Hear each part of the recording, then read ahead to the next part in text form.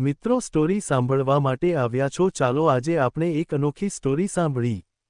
Hello મિત્રો, હું દેખાવમાં ખૂબ જ સુંદર હતી પણ ગરીબ પરિવારમાંથી હતી। જ્યારે મારા લગ્ન એક મધ્યમ વર્ગીય પરિવારમાં થયા ત્યારે હું ખૂબ જ ખુશ હતી। મારા પતિ મને ખૂબ જ પ્રેમ કરતા હતા, પરંતુ લગ્નના 10 વર્ષ સુધી અમને સંતાન નહોતું થયું। મારી સાસુ અને મારા બધા સંબંધીઓ મને ખૂબ જ ટોણા મારતા હતા। પછી અમારા પાડોશમાં એક 35 વર્ષનો માણસ રહેવા આવ્યો। તે મારી સામે તાકી રહ્યો હતો। મારા પતિ સાથે મિત્રતા કર્યા પછી તે વ્યક્તિ દરરોજ અમારા ઘરે આવવા લાગ્યો અને મારા પર ખરાબ નજર રાખવા લાગ્યો। ઘણીવાર તેણે મને સ્પર્શ કરવાનો પ્રયાસ કર્યો। એક દિવસ જ્યારે મારા પતિ ઘરે ન હતા તે રાત્રે તે મારા ઘરે આવ્યો અને વાત કરતાં કરતાં મારી નજીક આવ્યો।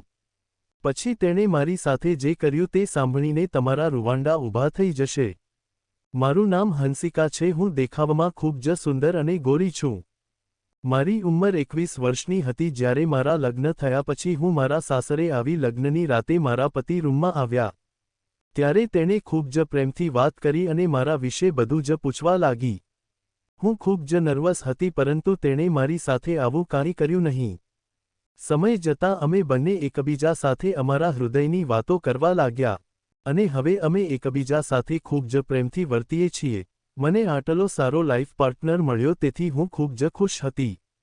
મને મારી તાઈએ કહેલું યાદ આવ્યું કે તારે સાસરિયાનું ઘર છોડીને પાછું આવવું નહીં। હું વિચારવા લાગી કે આવા સારા માણસને હું ક્યારેય નહીં છોડું। અમારા લગ્નને લગભગ 3 વર્ષ થઈ ગયા। હવે મારા સાસરિયાવાએ મારા પર સંતાન મેળવવા માટે દબાણ કરવાનું શરૂ કરી દીધું। અમે ખૂબ જ પ્રયત્નો પણ કરતા હતા પણ હું સંતાન પ્રાપ્ત કરી શકતી નહોતી। મને મારા સાસરિયાઓ તરફથી તાણાઓ સાંભળવા આવતા। એક દિવસ મારા સાસુ મારી પાસે આવ્યા અને રડવા લાગ્યા, તમારા લગ્નને 3 વર્ષ થયા છે, મને એક ઉજ્જવળ વહુ મળવી છે। હવે મારા દેવર પણ લગ્નના લાયક બની ગયા હતા અને તેને એક છોકરી ગમતી હતી। થોડા દિવસો પછી તેના લગ્ન થયા અને 1.5 વર્ષ પછી મારી દેવરાણી ગર્ભવતી થઈ। આગળ શું થયું તમે પણ સમજી લેજો।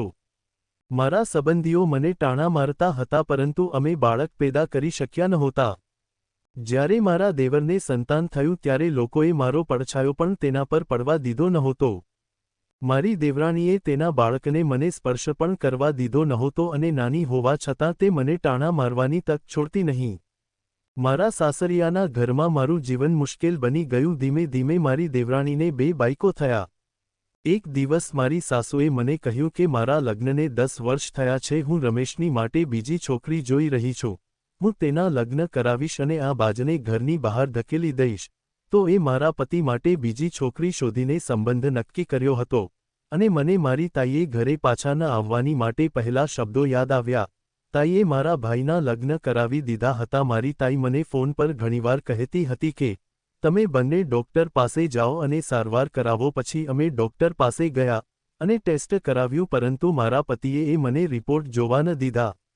મને શંકા થતી કે ઉણપ મારામાં છે કે મારા પતિમાં। ત્યારે મારા પતિએ તેની માતાને તે સંબંધ માટે ના પાડી અને કહ્યું કે હું હંસિકાને પ્રેમ કરું છું અને હું આ ઘર છોડીને જઈ રહ્યો છું। હું ફરી ક્યારેય લગ્ન નહીં કરું। મોટા પુત્રનો નિર્ણય સાંભળીને પરિયોજનો ચોંકી ઉઠ્યા। મારા પતિએ મને કહ્યું હતું કે હું મૃત્યુ સુધી તને સાથ આપીશ।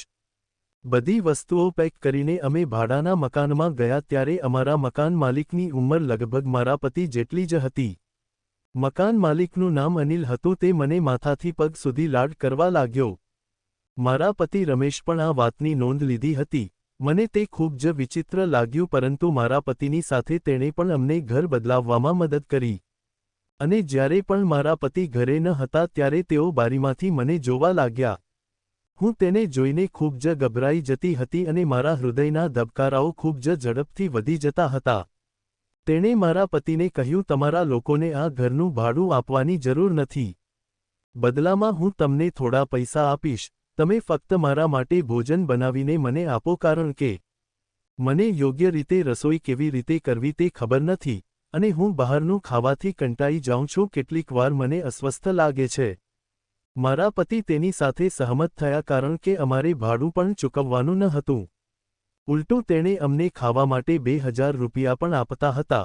અમને તેનો ઘણો સપોર્ટ મળ્યો। હવે જ્યારે પણ અનિલ જમવા આવતો ત્યારે તે મારી સાથે ઘણી વાતો કરતો।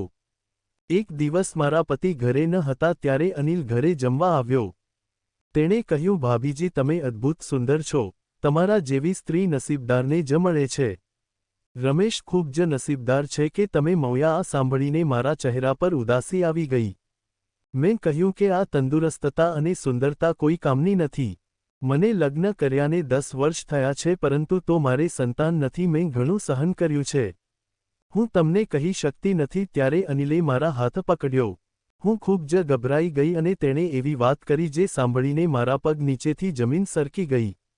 મારા માથા પર આકાશ આવી ગયું. તેણે કહ્યું, જો તમે ઈચ્છો તો હું પ્રયત્ન કરી શકું છું.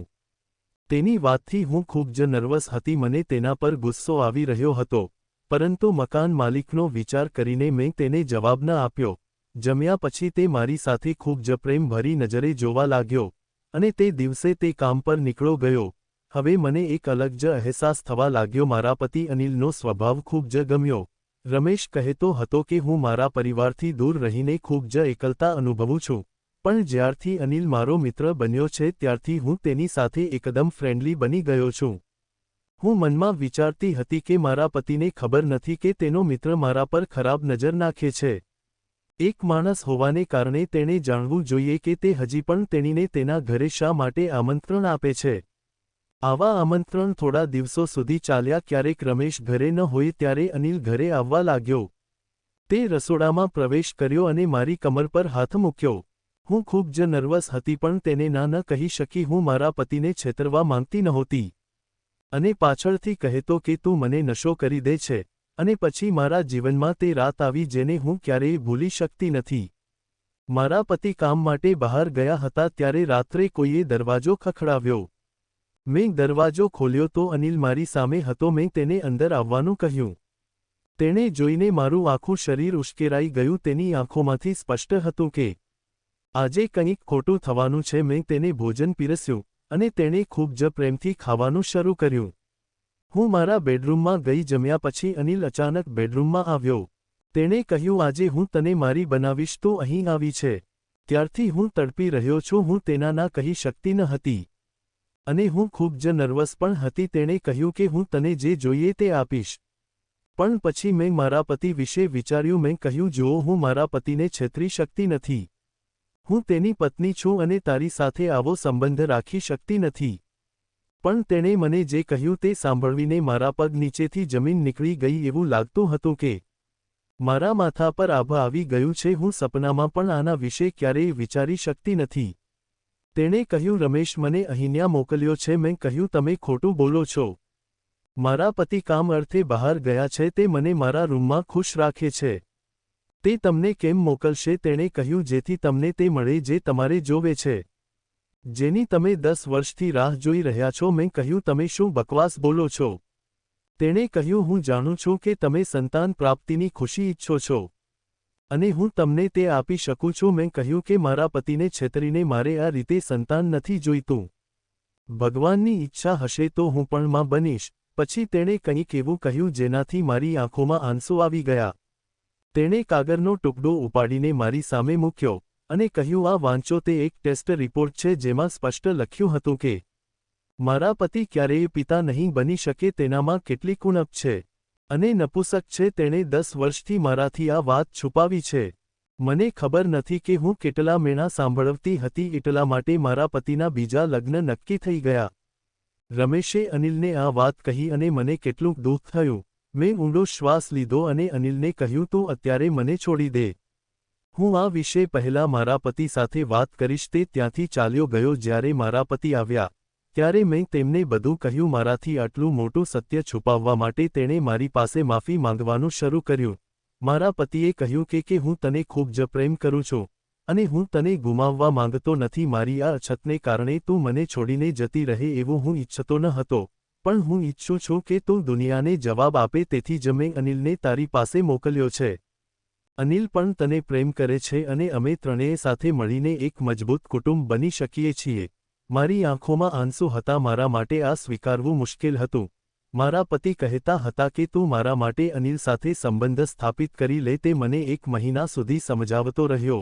આખરે મેં હા પાડી કારણ કે મને પણ લાગ્યું કે અનિલ અને રમેશ બંને સાચા હતા અને તે બંને મને પસંદ કરે છે અને પછી અમે ત્રણેય રિલેશનશિપમાં બંધાઈ ગયા અને ટૂંક સમયમાં હું ગર્ભવતી થઈ જ્યારે મને બાળક થયું ત્યારે મને એવા લોકોનો જવાબ મળ્યો જેઓ મને વાંજણી કહે છે. મારા સાસુ અમને ઘરે પાછા બોલાવવા માંગતા હતા પરંતુ મારા પતિએ સ્પષ્ટ ના પાડી.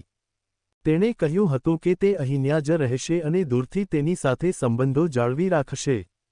જો કે મારા સાસુ મને કહેતા હતા કે મેં તેમની પાસેથી તેનો પુત્ર છીનવી લીધો છે.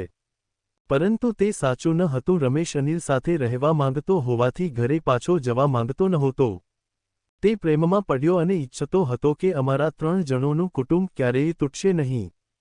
આ વિચિત્ર સંબંધમાં મારું જીવન વિતાવ્યું ત્રીજી વ્યક્તિ પણ પરિવારનો એક ભાગ બની ગયો. બંનેએ મારા બાળકની સુરક્ષા કરવાનું શરૂ કર્યું. હવે અમે ત્રણેય સુખીથી જીવન જીવીએ છીએ. ખોટો રસ્તો પસંદ કરીને જો આપણે ખુશ હોઈએ તો મને લાગે છે કે તે આપણા માટે યોગ્ય છે. મિત્રો, આ એક કાલ્પનિક વાર્તા છે અને તમારા જીવનમાં બનતી કોઈપણ ઘટના સાથે તેને કાંઈ લેવા દેવા નથી. તો તમને મારી આજની વાર્તા કેવી લાગી? જો તમને તે ગમી હોય તો ચેનલને સબસ્ક્રાઇબ કરજો. મિત્રો, ધન્યવાદ.